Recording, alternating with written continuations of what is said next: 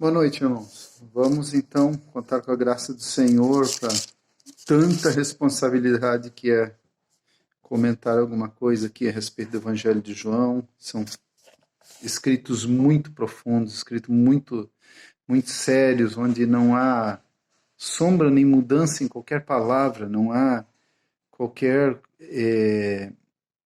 coisa que não tenha sido falada que ela seja literalmente verdade, né? É diferente quando você comenta qualquer coisa que algum outro tenha escrito ou que algum Moisés ou alguém tenha falado. Quando se fala a respeito do que Jesus falou, é muito sério, né? Então, principalmente o Evangelho de João, né? O Evangelho de João, capítulo 1, começando, ele diz assim: no princípio era a palavra, ou no princípio era o verbo, como está na maioria das traduções.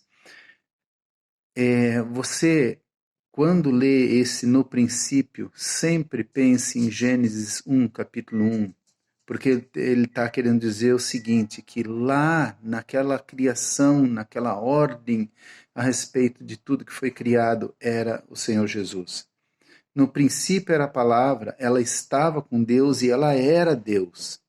Ela estava no princípio com Deus e todas as coisas foram feitas por Ele. Sem Ele, absolutamente nada do que foi feito se fez. Nada do que existia teria sido feito se não fosse por Ele.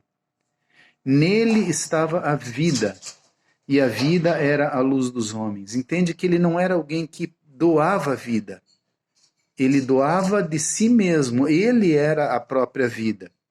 E a luz resplandece nas trevas, e as trevas não a venceram. Houve um homem enviado por Deus cujo nome era João, e este estava profetizado pelo profeta Isaías. Ele vinha para que preparasse o caminho, para que testificasse da luz. Ele não era luz, mas foi enviado para testemunhar da luz.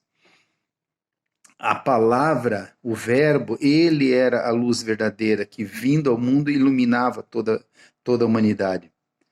Aquele que é a palavra estava no mundo, o mundo foi feito através dele, mas o mundo não o reconheceu. Ele veio para os que eram seus, ele veio para o povo de Israel, ele veio para os judeus, mas eles não o receberam. Mas a todos quanto o receberam, tanto judeus como gentios como nós, deu-lhes o direito, e tem uma outra tradução que diz assim, deu-lhes o poder de serem feitos filhos de Deus. Como todos os irmãos já sabem, esse dito comum e popular de que todos são filhos de Deus, isso não é verdade. Todos os que creem em Jesus e confessam o seu nome recebem o poder de serem feitos filhos de Deus. Poder por quê? Porque a natureza de Deus, Deus é um Deus poderoso. Os quais eles não nasceram do sangue, nem da vontade da carne, nem da vontade de pessoa alguma. Vamos ter um filho, né? Não nasceram dessa modo, mas nasceram da vontade de Deus. E a palavra, ela se fez carne no ventre de Maria e habitou entre nós, e vimos a sua glória, a glória do unigênito do Pai, diz assim, cheio, pleno, completamente pleno de toda a graça e da verdade. Ele era a personificação da verdade, ele era a própria verdade. Tudo que ele falava era verdade. Tudo que ele falava tinha a graça de Deus expressa. E João testemunha, exclamando, aquele que eu disse, ele vem, que vem depois de mim, tem a excelência, porquanto ele já existia antes de João. E João, ao falar nisso, João, ele como pessoa, ele era 6 meses mais velho do que o seu primo Jesus, né?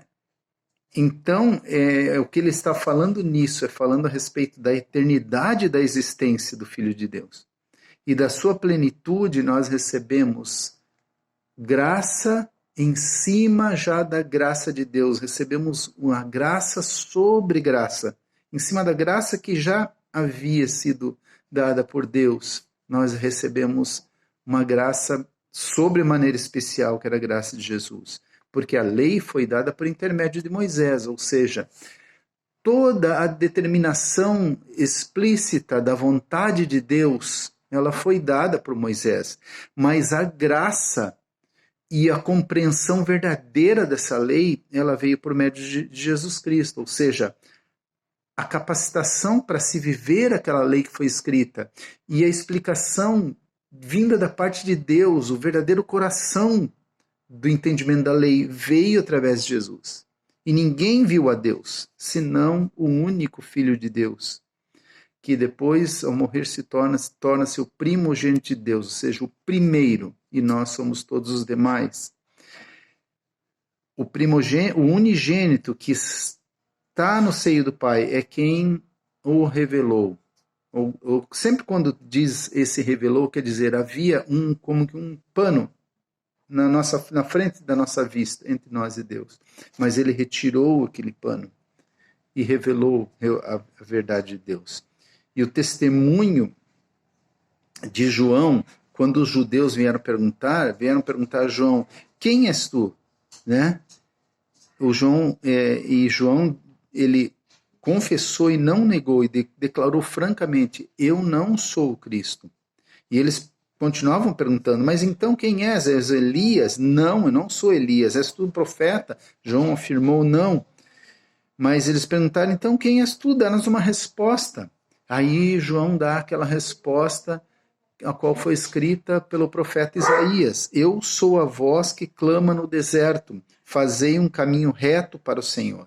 Ou seja, ele é aquele que veio preparar o povo para que recebesse o Messias. Ele veio trazendo uma mensagem de arrependimento para que eles mudassem o rumo da vida deles, para que pudessem receber o Messias. Porque aqueles que não fizeram essa operação de mudança de caminho, eles não conseguiram enxergar que Jesus era o Messias. E então perguntaram para ele, bom, mas se você não é então o Messias, por que você batiza? E daí ele diz, eu batizo com água para arrependimento, mas no meio de vós está aquele que vós não conheceis, vem depois de mim, do qual eu não sou digno nem de amarrar as correias da sandália dele. E diz assim, essas coisas aconteceram em Betânia, do outro lado do Jordão, onde Jesus estava batizando. Lembra que Betânia, a gente falou lá, quando estava falando do livro de Atos, Betânia é próximo, ele fica de um lado do Monte das Oliveiras e Jerusalém fica do outro lado do Monte das Oliveiras, então era próximo, cerca de pouco mais de 1 quilômetro, assim, se eu não me engano. Tá? E diz aqui então que no dia seguinte João viu Jesus que vinha caminhando e ele falou, olha, eis o Cordeiro de Deus, aquele que tira o pecado do mundo.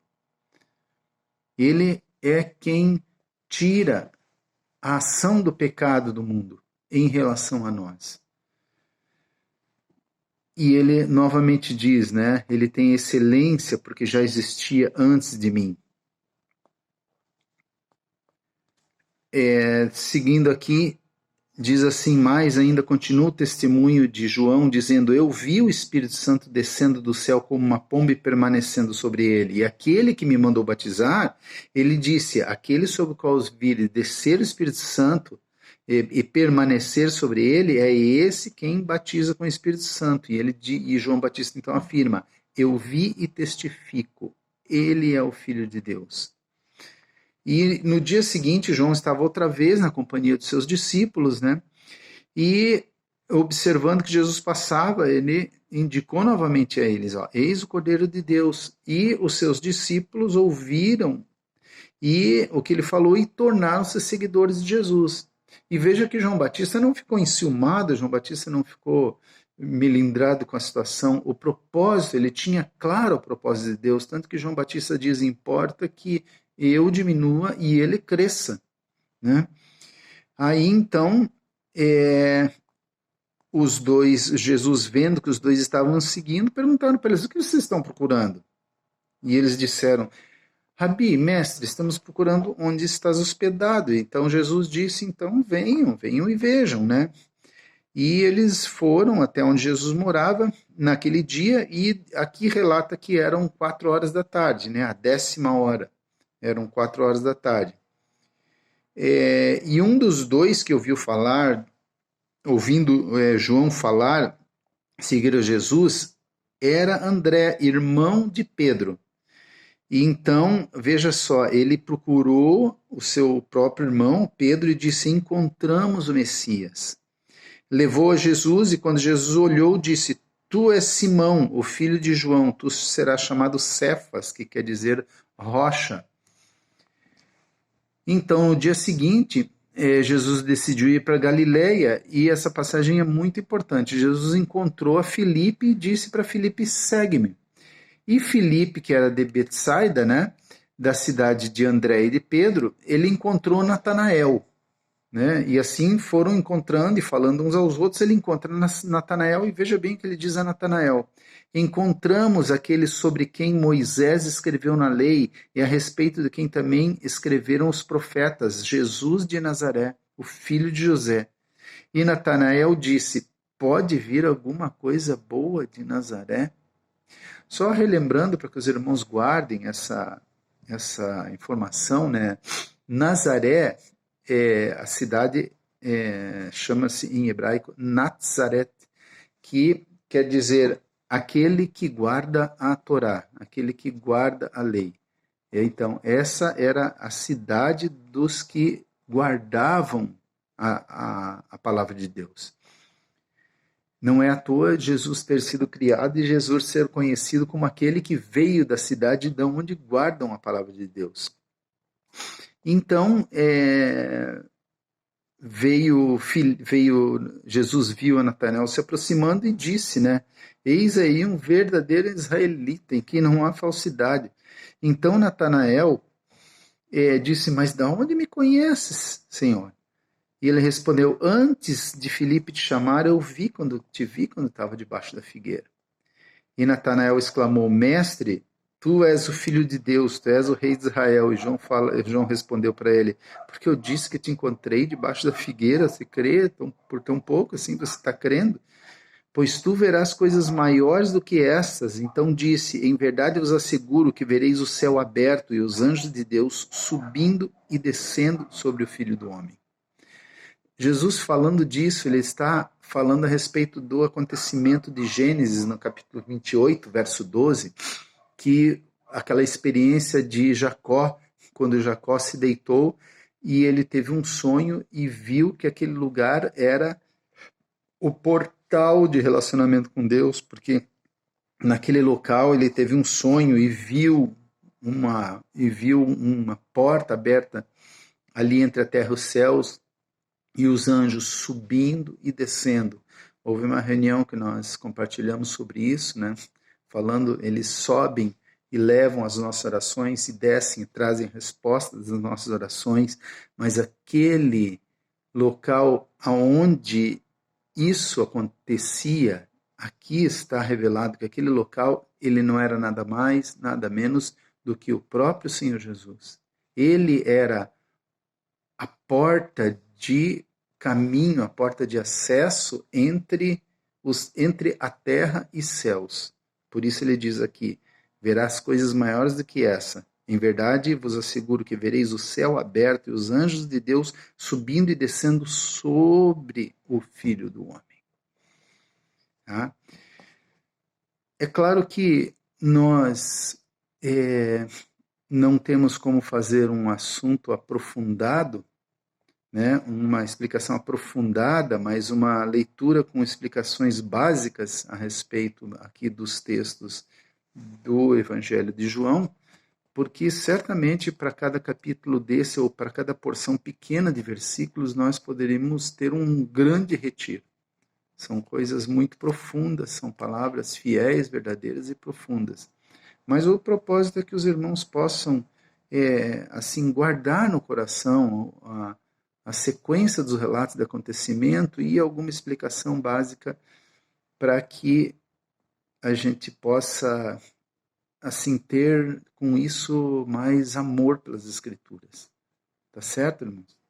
Então, desejo que os irmãos tenham uma boa noite, possam ter um bom início mesmo agora desses estudos agora do livro de João, que isso possa nos edificar como igreja.